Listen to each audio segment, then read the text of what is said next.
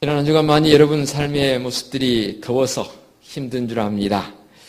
그럼에도 불구하고 우리는 그런 속에서도 성도들은 입술에서 감사의 은혜가 넘치는 놀라운 역사가 있는 줄로 믿습니다. 어느 분이 질고를 통해서 심히도 힘들어하고 심지어는 이제 살 날이 며칠 남지 않았다는, 아니 몇 개월 남지 않았다는 사형 선고를 받은 그분이 고백해놓은 글을 지난 주간에 한번 읽어볼 수 있었습니다. 사람들은 다 아니다, 의사는 다 이제 얼마 남지 않은 목숨이다 라고 이미 결론을 내렸지만 그럼에도 불구하고 그는 하나님 앞에 더 많이 그 입술에서 감사의 고백을 했다고 합니다. 심지어는 하나님 제게 질병 주신 것도 감사합니다 라고 감사의 고백을 끊이지 않았더니 놀라운 사실은 얼마 후에 병원에 가서 진료를 받았는데요, 그 의사가 놀라더라는 거예요. 아니 어떻게 분명히 내 입으로 사형 선고를 내렸는데 이렇게 호전이 되고 이럴 수 있단 말입니까? 혹시 그 비결이 있습니까? 라고 의사가 묻더라는 거예요. 저는 다른 거 하지 않고 그저 하나님 앞에 내 입술을 통해서 소리내어 감사했더니 이렇게 됐습니다라는 그 고백, 저는 믿어지더라고요. 여러분 어떻나요? 분명히 감사하면은 하나님의 은혜와 하나님의 능력이 그대로 임한 줄로 믿습니다. 이렇게 더운 날에도 우리 하나님 앞에 감사해 보자고요. 그렇죠? 소리내서 한번 해봅시다. 하나님 감사합니다. 더워도 감사합니다.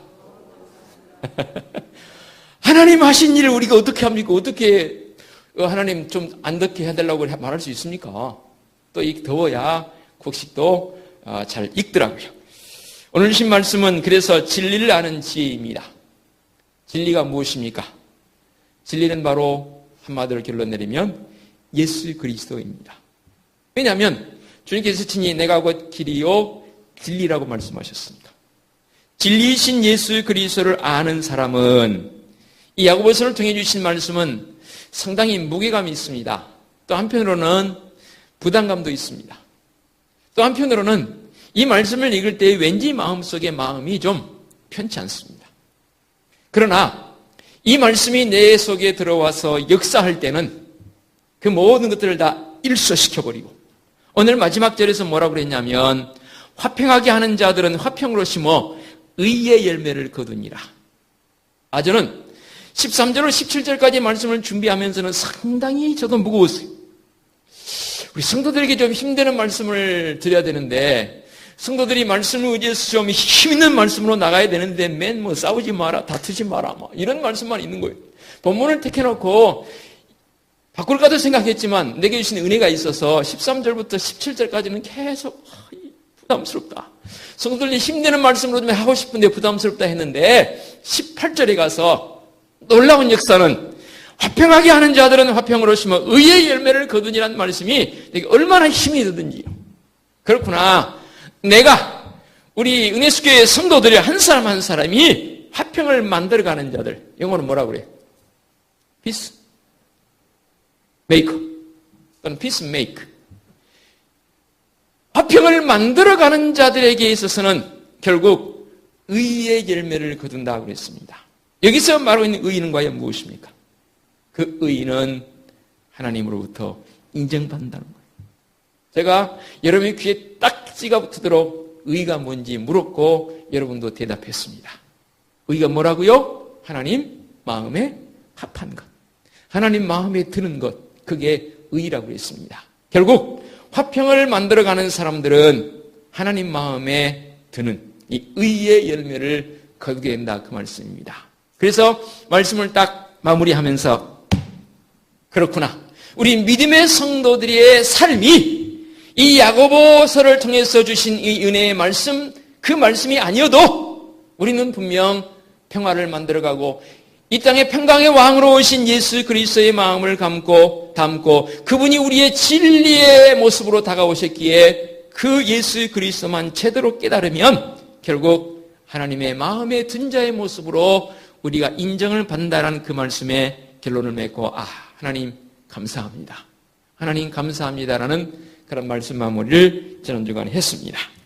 자, 이제 말씀 속으로 들어가 보겠습니다. 조금 무게감이 있어도 이 주신 말씀에 더 내가 아멘으로 화답한다면 훨씬 더 능력의 말씀으로 내게 다가올 줄로 믿습니다. 13절 보겠습니다. 너희 중에 지혜와 총명이 있는 자가 누구냐? 그는 선행으로 말미암아 지혜의 온유함으로 그 행함을 보일지니라. 야고보서의 이 특징이 뭐예요?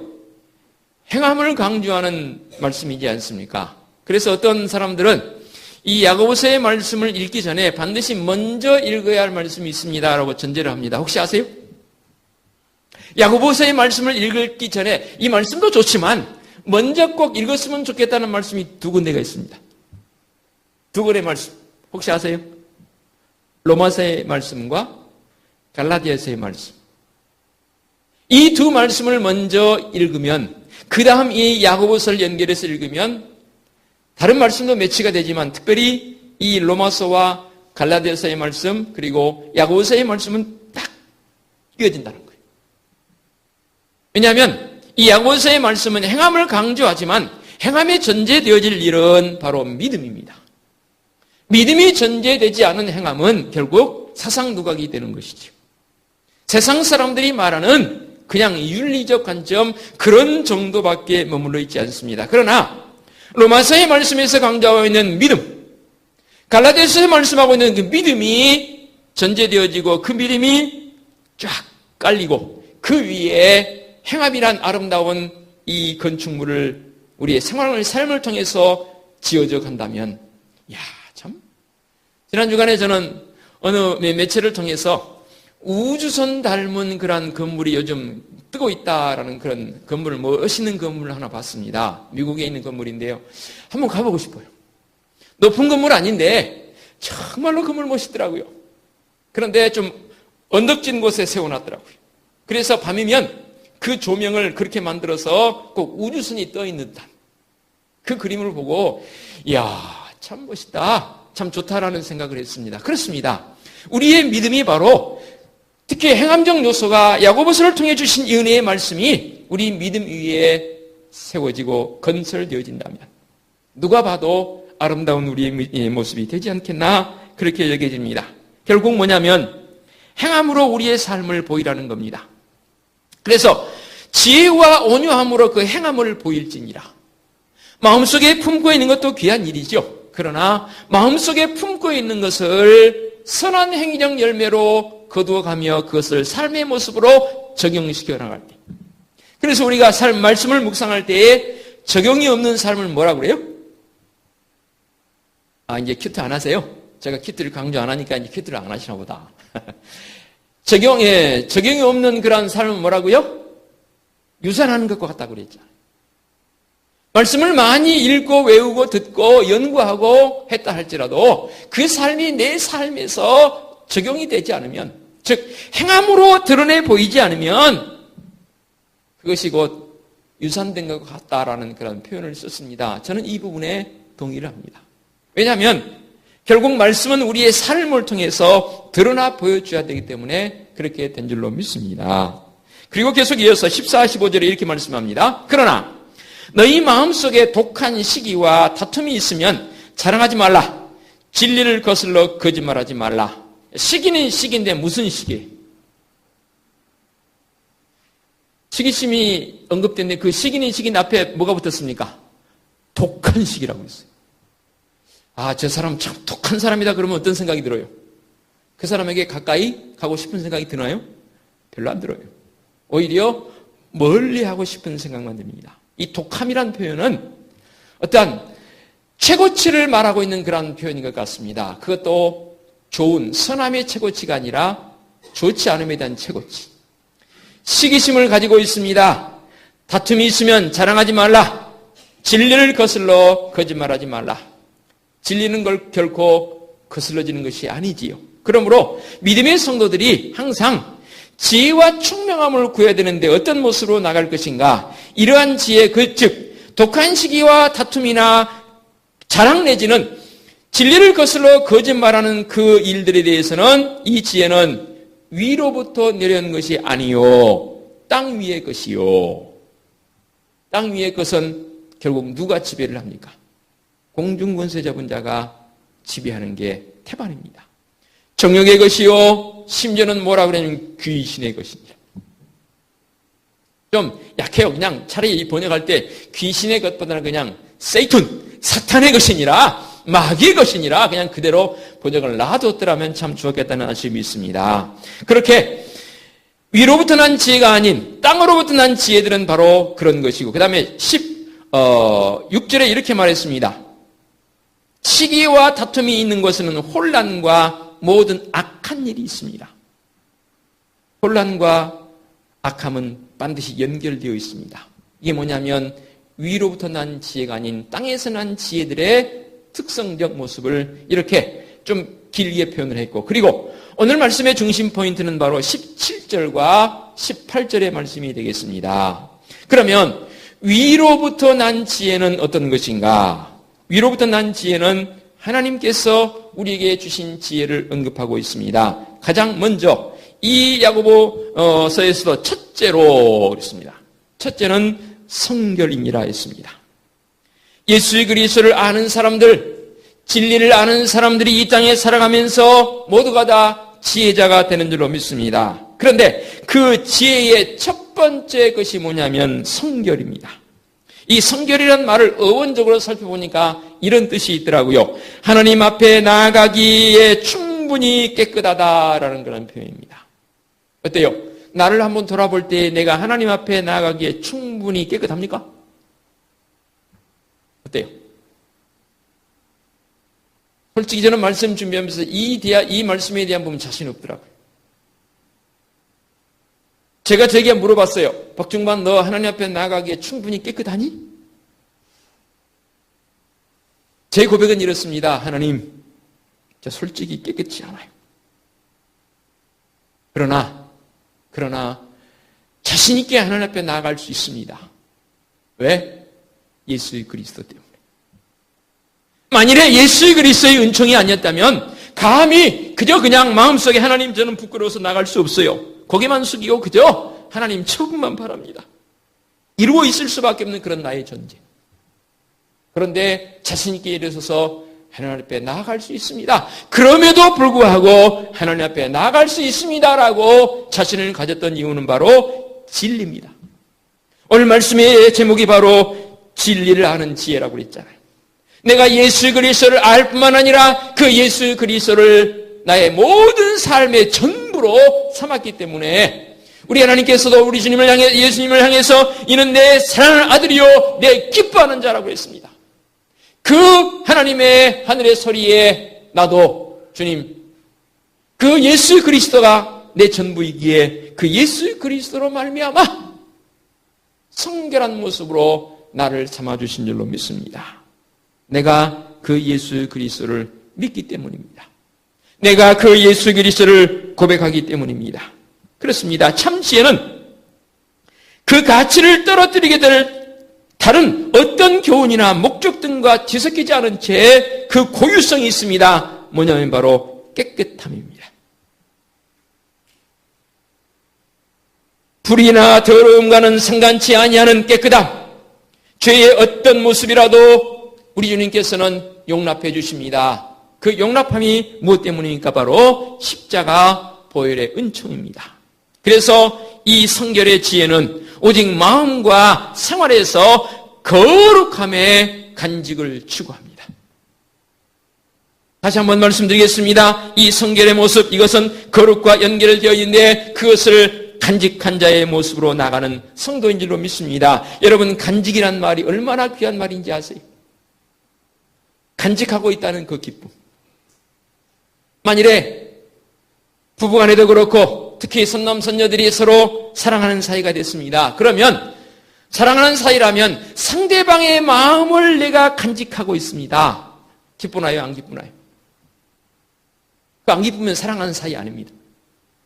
상대방의 마음을 내가 간직하고 있다는 것은 대단히 설렘이 있습니다. 저도 해봤습니다.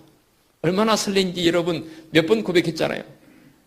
까만 건 글씨요, 하얀 건 종이라 이게 아니라 책만 펴면 글씨는 보이지 않고 사람의 얼굴이 이 책에서 보입니다. 여러분 경험해 보셨어요? 눈을 감아도요, 그 사람 얼굴이 떠오릅니다. 그 사람의 마음을 간직하기 때문에 내 속에서 일어나는 기쁨입니다. 사람의 마음은 또 그래요. 예를 들어서 희소식을 내가 간직했습니다. 내가 유희동 집사님께 전해주고 싶은 희소식이 내 마음속에 간직하고 있어요. 그러면 제 마음이 기쁘겠어요? 안 기쁘겠어요? 기뻐서 빨리 왜 안 오지? 시간이 됐는데 왜 안 오지? 만나기로 약속했을 경우 그리고 만나자마자 뭐예요? 다른 거 다 일소시켜요. 그리고는 집사님, 제가 집사님께 전해줄 희소식이 있어요. 그리고는 자신 있게 내가 간직하고 있는 그 소식을 상대방 그 입장 고려하지 않습니다. 그저 그냥 신이 나서 집사님 제가 이러는데요. 이 소식을 제가 들었는데요. 집사님 좋으시죠? 기분 좋죠? 좋죠? 아부 아니 아부도 해요. 그게 뭐라고? 그렇죠. 간직이라는 게 바로 이거예요. 내 마음의 성결, 거룩을 간직한 자의 모습입니다. 하물며 사람의 마음을 간직해도 이렇게 좋은데 내 마음에 주 예수 그리스도의 마음을 간직하고 있습니다. 왜냐하면 예수 그리스도 그분이 성결하신 분이니까. 내가 거룩하니 너희도 거룩하라 말씀하신 우리 하나님의 그 거룩성을 내가 내 마음속에 간직하고 있으니 세상에 생각해 보십시오. 얼마나 설레겠습니까? 설레는 자의 마음이 콧받들이고 그 발걸음이 곧 어떻게 죽은 사람처럼 돼버릴 듯한 그런 발걸음이든가요? 아니에요. 그 발걸음이 얼마나 신난지 몰라요.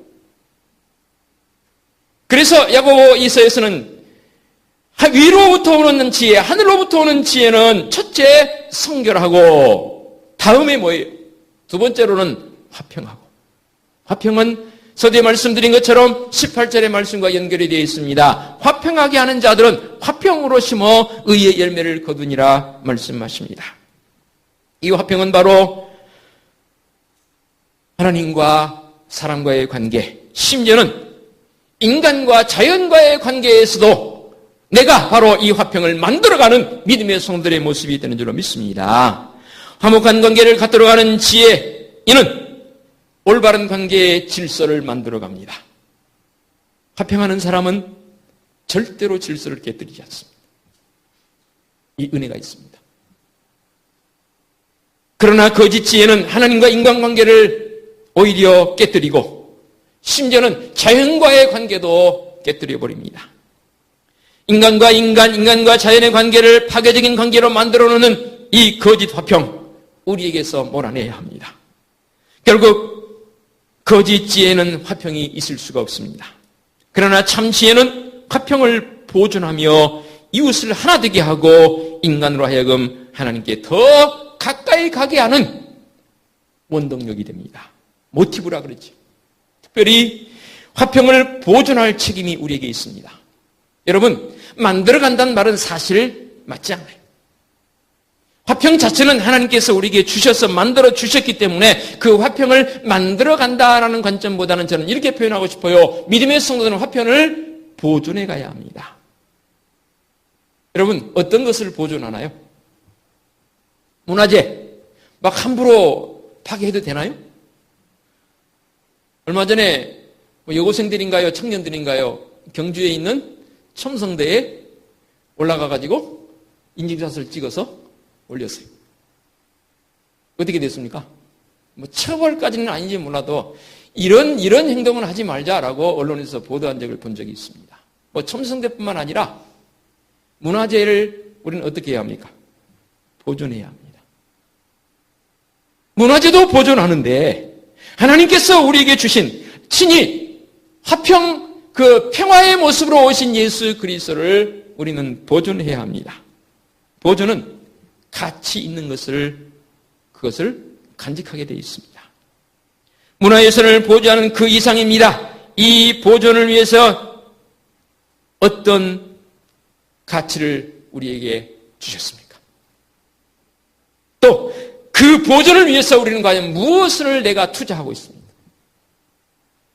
예수의 그리스도라는 이 놀라운 화평의 모습을 우리는 과연 간직하기 위해서, 지키기 위해서 나는 무엇을 얼마나 투자하고 있습니까? 그저 그냥 간직한 상태로만 사시겠습니까? 그렇다면 아닙니다. 내 삶에서 예수 그리스도를 보존하기 위해서는, 화평을 보존하기 위해서는 분명히 투자해야 합니다. 그게 시간이 될 수도 있고요. 그게 내 생각이 될 수도 있고요. 심지어는 물질이 될 수도 있습니다. 이렇게 성결과 화평의 모습으로 나가는 사람들은 놀라운 역사가 일어납니다. 그 다음에는 관용입니다. 여러분, 관용이 뭐든가요? 이 관용은 바로 관대함으로도 해석해 볼 수 있습니다. 즉, 거친 말과 행동으로 다른 사람을 비난하지 않는 지혜를 말합니다. 참 지혜는 자기 자신의 의견에 반대되는 의견을 펼친다 할지라도 그것에 대해서 함부로 그 사람을 향해서 비난하지 않습니다. 그리고 그 소리에 귀 기울입니다. 다른 말로 말하면 다른 사람에 대해서 무례하거나 오만하지 않습니다. 심지어는 그 사람을 수용할 수 있는 그 마음도 갖더라고요. 위대한 리더십을 가진 위대한 지도자들이 바로 그런 모습이더라고요. 나와는 좀 다르다 해서 그 사람을 배척하고 그 사람을 소위 말해서 팽 놔버리면 그건 위대한 지도력을 가지지 않습니다. 그럼에도 불구하고 그 사람을 포용할 수 있는 사람. 저는 이게 관대함이라고 봅니다. 왜냐하면 우리 주님께서 그러하셨거든요. 사람들이 한 여인을 잡아와서, 가늠한 여인을 잡아와서 주님 앞에 데리고 왔습니다. 그리고 사람들이 주장합니다. 이 여인은 부정합니다. 돌로 쳐서 죽여버려야 합니다. 주님 뭐라고 말씀하십니까? 너희 중에 죄 없는 자가 먼저 돌로 치라. 아무도 이 여인을 향해서 돌을 던지지 못합니다. 그리고 주님께서 이 여인과의 둘 독대에서 이렇게 선언하지 않습니까? 나도 너를 정죄하지 않나니 다시는 이런 죄 짓지 말고 바른 모습으로 살라고 그를 권고하고 놓아 보내지 않습니까? 우리는 주님의 자녀이고 주님의 제자입니다. 그렇다면 그 주님의 관대함, 주님의 관용이 내 관용, 내 관대함이 돼야 되는 건 너무나 당연한 일 아니겠습니까? 그리고 나서 계속 야고보서에는 이렇게 기록합니다. 관용과 더불어서 양순이라고 했습니다. 제 어머님 이름도 양순입니다. 김양자 순자인데 김양순. 양순이라는 이름이 이렇게 좋은 이름인지 뭐 예전에도 알았지만 최근 오늘 말씀 준비하면서도 더 깊이 깨달았습니다. 이 양순이란 말은 다른 말로 이렇게 한번 저는 바꿔서 해석하고 싶어요. 바로 온유함입니다. 물어보겠습니다. 모세가 온유한 사람인가요? 아닌가요? 몰라요? 그러면 제가 알게 해드려야죠. 민수기 12장 3절에 이렇게 기록되어 있습니다. 이 사람 모세는 온유함이 지면의 모든 사람보다 더하더라. 이 온유함이라는 것은 이런 것을 말합니다. 즉, 불의에 대해서는 강하게 대처하고 선과 곧 진리에 대해서는 언제나 순종하고 따르는 사람. 심지어는 이렇게까지 해석을 제가 했습니다. 만일에 선한 일을 권하거나 악을 떠나라고 하는 권면이 주어질 때 그것을 있는 그대로 받아들일 수 있는 사람. 왜냐하면 우리는 사람이기 때문에 악한 길로 접어들 수 있어요. 그럴 때에 권고합니다. 형제님, 자매님, 이건 아니지 않습니까? 그러므로 그 길에서 떠나십시오. 그 악한 길에서 떠날 뿐만 아니라 이는 다시금 선한 길로 우리 주님 예수 그리스도의 그 길로 다시 접어드십시오. 궤도를 이탈했다면 이탈되어진 데서 회복되어져서 그 길을 다시 갈 수 있도록 이끌어주는 것이 온전한 회복입니다. 양순의 마음이 바로 그런 마음인 줄로 믿습니다. 모세는 하나님 앞에서 하나님 편에서 분명하게 아니라고 한 것은 아닌 것으로 백성들에게 가르쳤고 그리고 하나님의 일이라면 그 어떤 악한 조건 속에서도 하나님 앞에 당당히 이 일을 감당했던 그 사람, 그가 바로 모세입니다. 그래서 민수기의 말씀 속에서 이 사람 모세는 온유함이 지면의 모든 사람보다 더하더라. 어느 주석가에 의하면 이 모세의 성격도 베드로 못지않게 급하다고 그래요. 모세의 성격도. 근데 그런 모세를 향해서 온유함이 지면의 모든 사람보다 더하다라고 기록한 이유가 무엇일까? 그건 것이죠. 그것이 옳은 것이라면. 아니, 내 주관적 옳음이 아니라 그것이 하나님 보시기에 선한 것이라면, 하나님 보시기에 옳은 것이라면 자기 목숨까지도 내놓을 정도로 바름을 주장하는 사람. 그리고 또 그것이 선한 길이라면 이 역시도 누가 뭐라고 해도 그 길을 걸어갈 수 있는 사람. 그가 바로 소위 말하는 온유한 사람의, 양선한 사람의 특징이더라고요. 좀 심한 표현 쓰겠습니다. 물러 터진 거 말고. 그런 거 말고. 이것은 양선이라 말하면 안 됩니다. 유약함입니다. 계속해서 야고보서에서 이렇게 기록합니다. 지혜자의 마음은 뭐냐면 긍휼과 선한 열매가 가득하다고 그랬습니다. 여러분, 긍휼이 뭡니까? 긍휼적 정의를 어디 보니까 이렇게 내려놨더라고요. 이건 아니라고 보이지만 그렇지만 소개하겠습니다. 즉, 외부로부터 고통받는 자에 대한 동정을 긍휼이다라고 정의 내리는 부분도 있더라고요. 이 말도 맞기는 맞아요. 그러나 믿음의 성도들이라면 그 이상이어야 합니다. 무엇을 말하냐면 긍휼은 하나님께서 베푸시는 긍휼에 그것이 우리의 삶에 그대로 끌고 들어와줘야 합니다. 말이 좀 어렵죠? 쉽게 해보겠습니다. 하나님께서 우리에게 베푸신 그 긍휼의 모습, 그게 뭡니까? 그것은 우리 인간의 외적 고통에 대한 것뿐만 아니라 우리 인간의 내적인 면, 마음적인 면, 죄악적인 면, 우리 마음속에 품어서는 안 될 그 마음까지도 우리 하나님께서는 다 품어주시는 그 모습. 그게 바로 긍휼인 거지. 왜냐하면 우리의 마음을 아시니까. 참 지혜의 긍휼은 어떤 사람의 내적, 외적 고통에 대해서 긍휼을 베풀어준 지혜를 말하는 것이지 않습니까? 외적인 상처만 치유해주는 것도 긍휼이겠지만 그러나 그 사람 마음에 그 상처 입은 것, 그것까지도 도와서 함께 해줄 수 있는 그것. 그래서 이 긍휼의 지혜는 바로 선한 열매로 우리에게 나타난다 그 말입니다. 여러분, 선한 열매가 무엇일까요? 요한복음 15장 5절에 이렇게 말씀하십니다. 나는 포도나무요 너희는 가지라. 그가 내 안에 내가 그 안에 가면 사람의 열매를 많이 맺나니 나를 떠나서는 너희가 아무것도 할 수 없음입니다. 주님께서 말씀하시는데 나는 포도나무요 너희는 가지니. 즉 포도나무는 유실수입니다. 어떤 열매가 맺습니까? 포도 열매가 맺습니다. 유효한 열매입니다. 예수 그리스도께서 말씀하십니다. 나는 포도나무요 너희는 가지니. 이 열매는 어디서 맺나요? 가지에서 맺습니다. 그러므로 모든 유실수는 그 열매의 결과를 보고 평가할 수 있습니다. 포도나무이신 예수 그리스도에게 붙임받아 있는 나의 가지의 모습, 내 삶을 통해서 분명하게 어떠한 모습이 어떠한 열매로 어떠한 형태로 나타나 보이는지는 그 사람의 삶의 모습을 통해서 나타나는데 곧 선한 열매를 우리에게 주신 줄로 믿습니다. 혹여 내 삶에서 선한 열매가 맺혀지지 않는다면 진실로 나를 돌아봐야 합니다. 그리고 편견이 없는 지혜가 진리를 아는 지혜자의 모습인 줄로 믿습니다. 편견이 뭔가요? 이렇게 정의를 내렸습니다.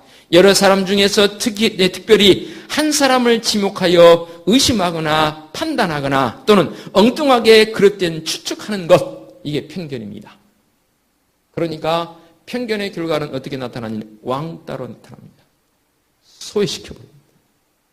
사실 왕따라는 말 그렇게 좋은 말 아니지 않습니까? 우리 모임에서 또한 어떠한 작은 모임 내지는 큰 모임이 그 사람을 소외시켜버립니다. 야, 저 사람 저런다더라. 저 사람 상대해 주지 마. 과연 우리에게 이런 일이 있었어야 되는가? 편파적이어야 되는가? 이 소외적 현상 속에서 사람들은 아파하고 심지어는 극단적인 선택도 하는 것을 봅니다. 최근에 일어난 극단적인 선택의 결과가 원인이 무엇이든가요? 원인이 무엇이든가요? 마지막으로 참 지혜는 거짓이 없다라고 말씀하십니다. 거짓이 없다는 말은 뭡니까? 위장하거나 속이지 않는다는 거죠. 교활하거나 간사하지 않고 세상에서 현명하다고 말하는 어떤 술책에 빠져들지 않습니다. 참 지혜는 오직 신실하고 개방적이고 꾸준하게 변동되지 않은 변하지 않는 이 말 표현해 봅니다. 다함이 없는 믿음의 성도의 모습이 되어야 합니다. 그래서 야고보서에서 마지막 이렇게 결론을 맺습니다. 이 모든 것을 다 몽땅 묶었습니다. 뭘로요? 화평으로. 그래서 화평하게 하는 자들은 화평으로 심어 의의 열매를 거두니라. 아무리 더워도요, 내 마음에 시원한 말씀의 모습이 들어오게 되면 내 영혼이, 내 마음이, 내 삶이 시원한 모습으로 바뀐 줄로 믿습니다. 이런 믿음의 성도들의 삶이 되어주시기를 간절히 축원합니다. 기도하겠습니다.